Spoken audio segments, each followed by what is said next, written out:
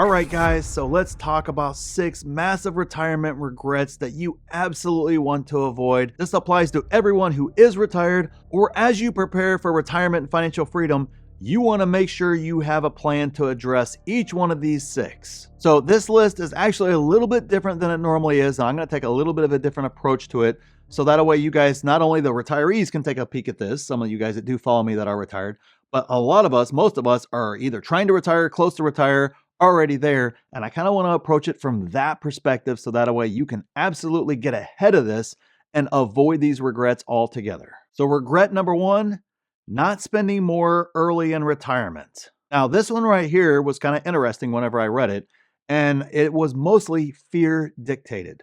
The problem that a lot of folks have whenever they first retire is you're kind of scared, right? You're no longer working. You no longer have that security blanket of a job. And so you kind of clam up a little bit and you don't spend as much in those early years of retirement because you're trying to wait and see what happens with the stock market, whatever the case is. There's a lot of fear dictating your decisions there. And unfortunately, in the meantime, you continue to age, your health continues to decline. All those sorts of things continue to happen to you in retirement, which means later on, once you kind of get over the fear a little bit, once you kind of see that you're okay and everything's kind of there, in a lot of cases, you may be too old to do something that you wanted to do earlier on and maybe you could have done, but that fear kept you from doing it. So now, you got the extra money sitting there, you can absolutely do it. That fear kept you so locked in, so tight, so early that it absolutely created a scenario where you weren't comfortable spending at all. And to me, a lot of that comes down to understanding your retirement, your numbers in the first place intimately.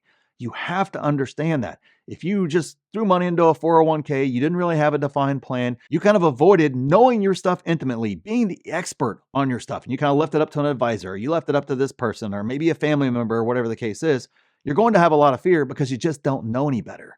And by the time you figure it out, if you ever figure it out, it's too late in a lot of cases. So you want to kind of avoid that. That's exactly how we designed the blacklist. So that way you can do it yourself, create the scenario to where, hey, guess what? You can actually retire on a lot less than you thought. And more importantly, you have a solid plan, a solid set of assumptions, a solid set of goals, a solid set of assets, more importantly, to fund that retirement to where there is no guesswork. There is no, oh, what if this happens? What if that happens? No, you're getting rid of all the what ifs and you're taking care of yourself to where you actually have more in retirement than what you actually need. That's because you intimately know your plan. You understand exactly how you got yourself to retirement in the first place. If you don't understand those keys, man, money isn't going to solve that fear that you have. So I understand the blacklist is not right for everybody, but if you need that plan, you need that step-by-step process from, 0 to hero per se. If you work that entire process your entire life and you controlled it, you're going to understand exactly how your retirement lands and exactly what you can and can't spend in retirement instead of figuring out that, oh man, I really could have spent a lot more. I really could have enjoyed my life a lot more, my retirement a lot more in the first place. But by the time you figure that out, it's too late. Don't want you guys to be in that situation. Plan for that all ahead of time. Number 2, wish I traveled more. This one is very, very common. I couldn't tell you how many folks in my life all the time before retirement. I'm going to travel. I'm going to do this. I'm going to do that. And then whenever it comes time, they're retired, everything's good to go. They can't actually travel and do all the sorts of things that they wanted to do, or they set themselves up in retirement in the first place to where they actually can't travel and it wasn't intentional. So let me kind of explain that a little bit more. Whenever you are sitting down, you're trying to figure out, hey, I'm retiring, let's just say 5 years from now, 3 years from now, 10 years from now, whatever the number is, that number right there. Decide with your spouse, your significant other, if there's a significant other in your life, how you guys are going to travel, how much you want to travel, and what the numbers are in order to get yourself there. Go ahead and decide that right now. I see it all the time from retirees to where, his idea of travel was, travel around the country in an RV, and her idea of travel was flying over to Europe and traveling to all the different cities over there in Europe. Those don't mesh together. And of course, when they sit down to plan trips, well, she's over here, he's over here.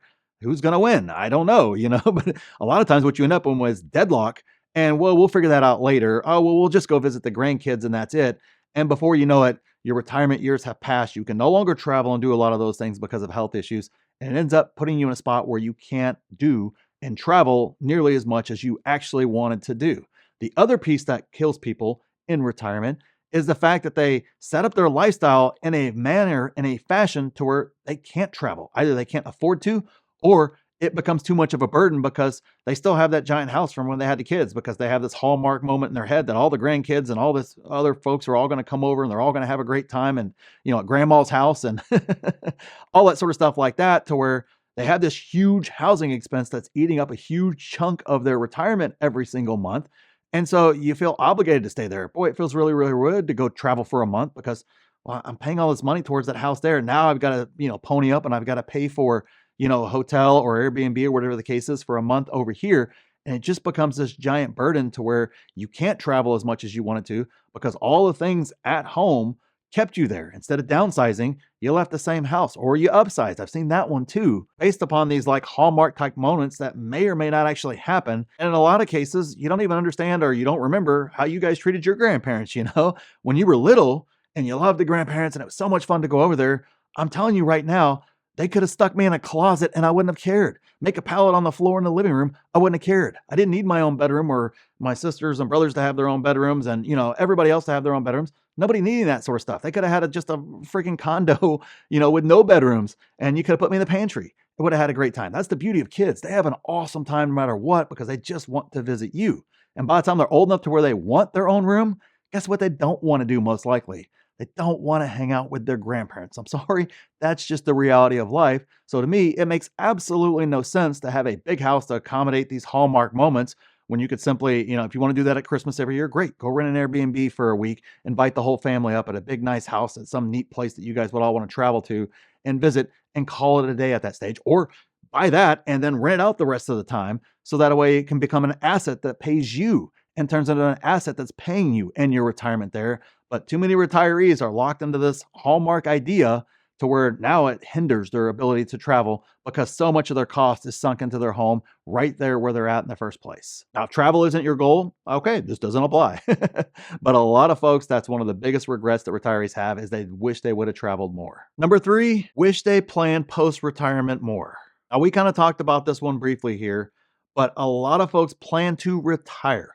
They get their money together, they figure out their finances, they get their houses paid off, get all their debts paid off. They do every single piece of the puzzle right up until the day of retirement.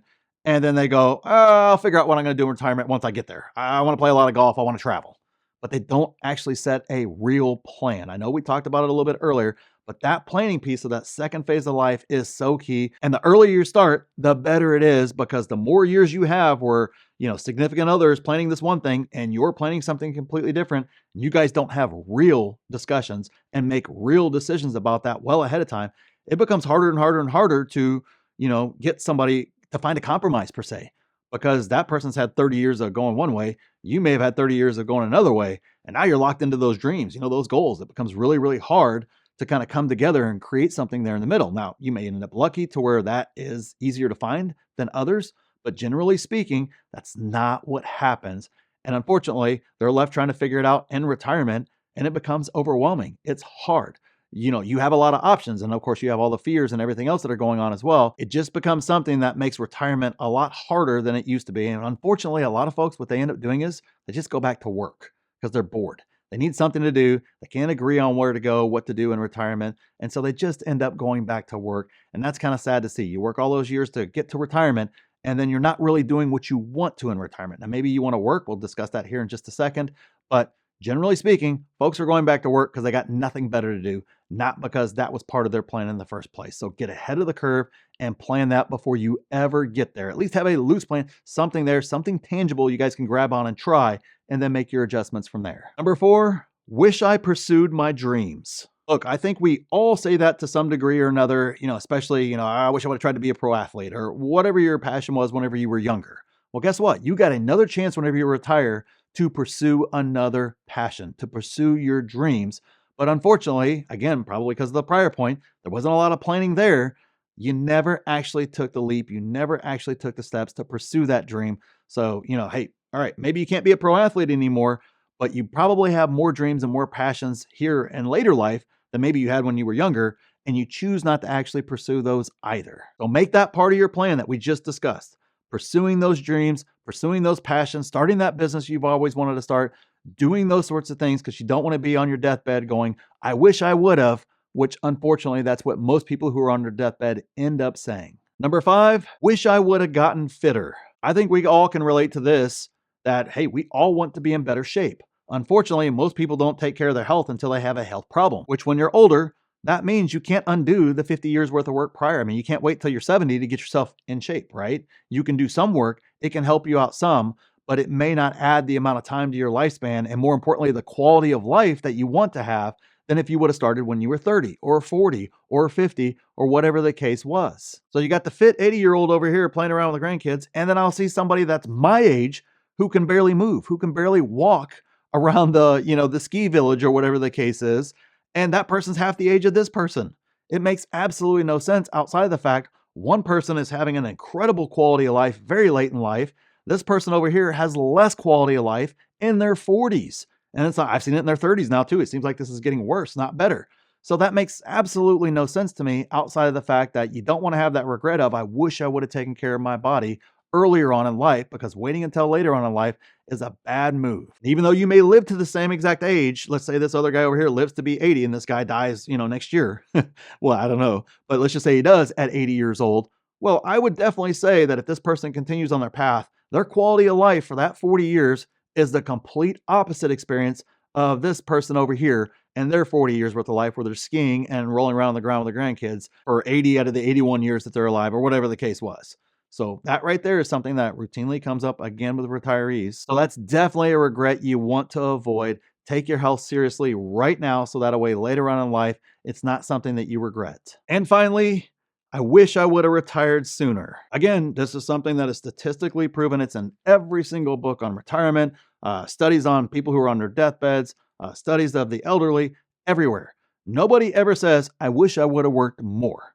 Everybody is in the exact opposite boat, which means you've got to put in the work right now to set yourself up so that way you can retire as soon as possible. Now, I understand retirement may not mean stop working completely. It may very well mean working on a passion project, being able to do what you want. But I can tell you there is a massive difference between somebody who has to get up, commute every day to work, listen to your boss, listen to your coworkers, all that other good stuff like that we all love and hate all at the same exact time.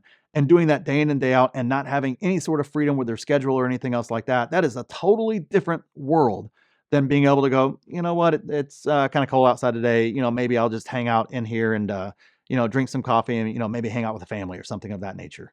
You have that option whenever you take those initial steps and set yourself up to have financial freedom. And then if you want to work, if you want to pursue a passion project or whatever the case is, you don't have the pressure of having to pay the bills next month in order to do that. And you can actually achieve that in 1 to 5 years on as little as $300,000. I know that seems impossible, but I'm telling you right now, we have folks that have been through the program. They're going through the program right now. It is absolutely feasible. And we give you a step-by-step process to doing all that. I mean, literally every single step to go from zero to retire that quickly is all laid out for you, the exact path, whether you want to stay right where you're at, whether you want to go overseas, whether you want to go the sustainable route. There's all different ways to skin this cat here, and we have a complete system to help you do that. Plus, I'll help you work through it as well. Obviously, we got a team of experts too that help you work through that. So make sure you check out the pinned comment, see if a Blacklist membership is right for you. Thanks for watching, and we'll see you in the next video.